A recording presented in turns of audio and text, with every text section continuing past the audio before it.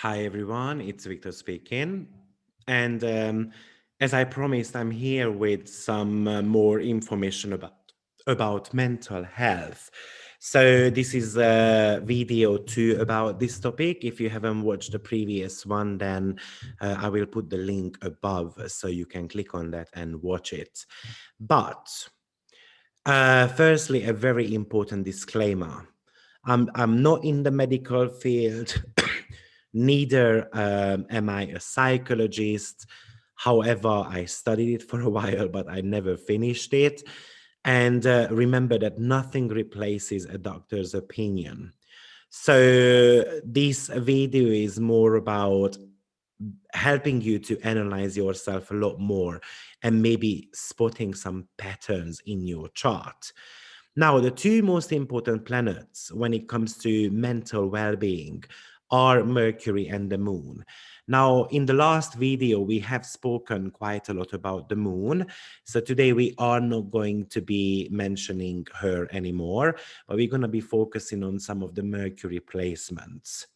Now, a couple of signs, maybe a summary of mental illness in the horoscope. Moon is the significator of the mind. An afflicted moon in the birth chart could result in mental illness. Or when Mercury, the significator of the nervous system, is afflicted in the horoscope, a person can suffer mental unwellness. In addition, I would also be looking at Jupiter, because Jupiter is the significator of wisdom, and when it's afflicted, it results in poor emotional and mental health. But we've also spoken about Jupiter as well in the previous video. I would also be looking at your fifth house ruler, because fifth house rules over playfulness and optimism as well. And usually, if there is an air sign on the fifth house cusp, such as Gemini or Aquarius, there is a little bit of a tendency to oppress this house. And it can lead to some type of mental disorder or irrational behavior as well. Now, also, we have spoken about slightly bit the role of Saturn in the chart, which does rule over depression. So especially if he has got any type of connection to the moon or Mercury, that could be showing some mental illnesses. But why are we looking at Mercury? So Mercury rules over two signs, and one of them is Gemini, which is very much associated with the nerves and the brain. And it rules over Virgo as well, which has got the desire to control things. Now, Mercury is the governor of grasping abilities and the caliber to learn. It is the messenger. Uh, Everything in association with the stimulation part, the respiratory system, and the nervous system fall under the rule of Mercury. And when Mercury has got a strong position in the horoscope, a native is excellent at thinking and innovating. They can balance things out like the pros. But when a malefic planet is having or afflicting Mercury, and now we're especially talking about Saturn and Mars, then the native can suffer from nervousness or even depression or fickle-mindedness. So, when Mercury by house placement or sign basement, it's a little bit poor, it could also indicate some type of psychological troubles. Now, for instance, Mercury in the 6th, 8th, or the 12th house, especially if it's retrograde or aspected by any malefic planet. And we mention here Saturn, the South Node, the North Node, or even Mars as well. Then those people can suffer from psychiatric or psychological issues. Or because Mercury is all about spotting patterns and making things in order, filing things away. So these also could lead to OCD and ADHD, or just severe anxiety issues, and sometimes depression as well. Now, Mercury is said to be in exaltation and in rulership at the same time in the sign of Virgo. So when Mercury is in its opposite sign, which is Pisces, then especially if it's retrograde, then maybe the person needs to be dealing with polar opposites, right? So Pisces is very much associated with the 12th house, which is all about losses and a little bit like a foggy vision, something to do with your inner demons. And we tend to be escaping from reality because Pisces is so much to do with your unconscious part. We can be a little bit naive and sometimes disillusioned as well. And let's not forget that Mercury is how we deal with the day-to-day things in our life. So Pisces and Mercury don't necessarily get along in that sense because you know, Neptune doesn't, or Pisces doesn't really care about the everyday activities. So these people can suffer sometimes from mental issues. This is exactly the same as well when you have got a Neptune square or opposition to your natal to your natal Mercury. Now especially the oppositions are hard because those are all about different needs. So Neptune wants something else, Mercury wants something different, and it's a little bit harder to bring those into balance. So one of the major indication of mental abilities or mental issues, Pisces Mercury in a retrograde motion, having some type of malefic influence to it. You know, that Mercury is very much about, what bus am I gonna take to the workplace, and it's all about being on time and how I'm gonna get to work, and all those type of daily activities. And Pisces or Neptune don't care about those things whatsoever. But at the same time, I would like to mention that there is so much goodness about Mercury being in Pisces. And those would be something to do with the remedy part of things. Mercury is the messenger of gods.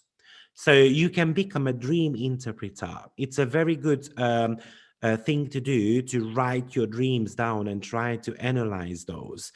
You must care about your psychic abilities and working on your intuition and some spiritual matters on a daily basis, because then you honored Pisces as well as Mercury daily activities, Pisces the spiritual part. It could be something about analyzing your sleep patterns, which you can be doing on a daily basis. Now, let's not forget that there are applications out there, which can help you do so, right? But you can be writing a poem, or you should be listening to music or meditating. I usually say that if there was no Mercury in Pisces energy whatsoever, probably the music industry would be dead by now. But Pisces is also about sounds and images and shapes and psychic impressions and the emotional tone, so that Mercury really can pick up on other people's feeling in their own atmosphere. So, don't disregard your psychic abilities. Basically, it's a gift, yes, but it's a challenge as well at the same time, because sometimes it can be a burden for you. You can even work against discrimination. You can be sharing some type of healing to others, which is going to be somehow striking them and probably divinely inspiring them also. Mercury in Pisces is very good for astrology as well. So maybe you want to be studying about it a lot more. It is the main factor is to be in touch with your spirituality on a day-to-day basis. And one of the reasons, because the problem with this aspect is that Mercury rules over your logic, and Pisces or the Neptunian energy rules over your intuition. So the major question which this aspect might bring is, which one shall I trust? And be mindful, because if you have got Mercury in mutable signs, or in mutable signs at the moment, I'm sorry, if you have got Mercury around 20 degree immutable signs in your natal chart, don't forget that Neptune is very much influencing it at the moment by square or opposition. Now, another indication of mental illnesses might be with Mercury in Aquarius. Now, one of the reasons why, because on a positive note, Mercury in Aquarius is one of those most brilliant and intelligent people ever. But the downfall is that, when they don't download the universal information, then actually it can become a burden for them. So I usually call Mercury in Aquarius like an antenna placement. It's constantly downloading and it can overload. So Mercury rules, for instance, over the cables in a car, and Aquarius is the electricity. And when there is so much electricity going on, at one point that cable can get damaged, because it can really go to the extremes. So that's going to be one of the reasons why Mercury in Aquarius can be a little bit hard. What you should be doing is probably some type of technological advancement, or continuously studying something. Aquarius is very futuristic, very technological. So all those type of things actually can help you. Maybe taking things apart, putting them back together. Also, Aquarius is the modern age, the futuristic type of things. So you might want to be learning about predictions, how to make predictions, through astrology, tarot cards, or any, maybe actually it's more about hand reading, right? Mercury, which rules the hand. So palmistry could be actually something like a good remedy for that. Now, another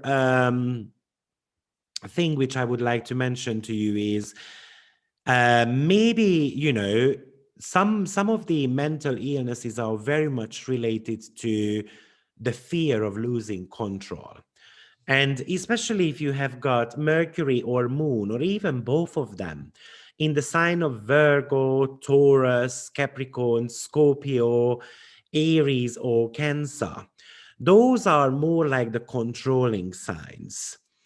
And that could be bringing, some of those anxiety issues. But even when we look at things like Mercury being in some of the violent signs. Now, the violent signs are Aquarius, Aries, Libra, and last but not least, Scorpio. Then your thought process can be a lot more, well, I don't really like the word violent, but it could be a little bit more on the negative side. Now, you might be thinking that, oh, Victor, you've mentioned all the signs. Don't forget that this Mercury is not just going to be playing out in those ways, and it really needs to be afflicted as well, as I mentioned before. And probably one of the most common one is the Mercury and the Moon aspect, um, by square or opposition. when Mercury and the moon are meeting, then basically, what happens is that the mental abilities versus the emotional process are conflicted. Mercury is the analytical mind and the moon is the emotional way of thinking. So moon and Mercury would need to learn how to communicate about their feelings, being able to articulate their emotional needs, being able to share what makes them happy.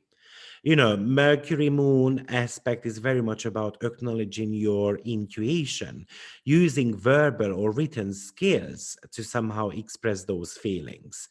Maybe in many cases that moon and Mercury don't feel heard or listened to. Sometimes it could also indicate learning disabilities in the family or within the native child as well, or maybe the child was labeled with something.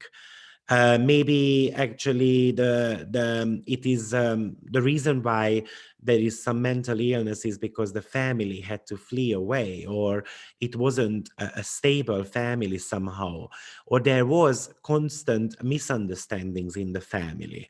But actually, Moon and Mercury aspect is very good for writing. One of the key factors I would mention with this aspect is that you should not be trying to make logic of your own feelings. You know, it is, though, a very good aspect if you want to be using your fantasy somehow. And maybe it's a downfall, or maybe it's a very good one, but Moon and Mercury gives a very good memory. And in a sense that we might not even remember those, but it still vibrates at the background. So, these are one of those top indicators of mental abilities. Now, if we look at a couple of, types of it, or maybe some bits and bobs we can actually, connect somehow with mental health problems, maybe is the autism. So I've experienced that autism is very typical with a 12th house stellium or the first house stellium. But another indication might be something to do with Mars and Uranus square. And I've also seen if there is a Saturn and Chiron opposition happening, especially in the 6th and the 12th house, or in the 3rd and the 9th house. Very rarely though, but I've seen also Saturn Sun square as well. Now, let's not forget that the 12th house is gonna be a very prominent energy here. So I've tried to list them in the importance of order, because the 12th house is something to do with escapism. There is with people who have got autism, they have got a very strong desire for routine and structure. So, or at least they have to be given that. And that's not a shock, because if you've got a 12th house stellium going on, then what we learned about stelliums are that we need to pull some of the energy out of that particular area of life, and we need to put it into the opposite. So the opposite house from the 12 is actually the 6th house, which is a routine, right? Also, do not forget that those who have got autism, they are actually more in touch with their spirituality than anyone else. Especially if there is also Jupiter involved in that stellium in the 12th house. That could be a sign of autism, because Jupiter in the 12th is like a happy place to escape to. And the most important part is to teach these people to balance both worlds, so the 12 and the 6th house energy. Another very typical one, especially with kids, is ADHD, which is a brain disorder that affects how you pay attention, sit still, and control your behavior. And it usually happens in children and teens, but sometimes it can continue into adulthood as well. Apparently, this is the most commonly diagnosed mental disorder in children. And apparently, boys are more likely to have it than girls. But to be frank, I've seen that also in girls' chart as well. One of the major indication of that could be Mercury Uranus aspect or a third and the first house stellium. But basically, Uranus aspect to Sun, Moon, or Mercury are or can bring these type of things. Now, why? Because sun is something to do with your spirit, moon is something to do with your soul, and Mercury is something to do with your brain. And Uranus is very unorthodox. It rules over electricity. It's like a lightning bolt. Which flicks and flicks all the time. So it really triggers the mind, and when Uranus is involved, with especially Mercury, these people get bored easily. They have got struggle to stay focused. They need to do something constantly. And Uranus is very advanced. So very technological, very futuristic.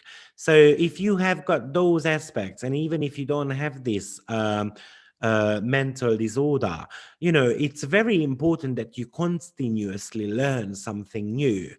You occupy them, especially to gain more and more skills. Another mental disorder maybe is dementia, which I associate with Chiron, especially Chiron in the third house and or in the sign of Gemini. Now, I do have got actually Chiron in the third house, and I don't have the greatest memory. I don't have dementia, but I don't have the greatest memory. Very interestingly, I do remember charts, but I can't always associate them with people. Um, but also, dementia is usually very prominent if there is a Neptune and the Chiron influence in the chart. Again, opposition or square. Another one maybe is something to do with Parkinson syndrome, which I would mention lastly for today. And I've done basically a little bit of a research on that. There is a research function on Sirius program, and I wanted to see what's common within those people. And the top 5 significators were Aries moon or a Mars aspect to moon, or Saturn being in the 6th or the 12th house. Also, there was potentially Saturn in the first as well. Or 12th house, Pluto was squaring the sun, which also came out as a very prominent. So I hope this video helped a little bit to understand yourself better about these mental issues. I feel like one of the most important part is, the 5th house energy, because that's very much about, the happy go around type of energy, meaning that, finding something which we enjoy doing. And of course, the sun, moon, and Mercury somehow need to be made happy. So, as I promised, I will make a video about Mercury in the houses, and I will be talking about how to make that Mercury happy. I just wanted to give you first a brief kind of introduction over why Mercury plays such a big role when it comes to mental abilities. So thank you very much for your attention. I hope you've enjoyed this video. And if you did so, then please press like and ring the notification bell as well, so you know when the next video is coming. Have a great week, everyone, and see you shortly. Bye-bye.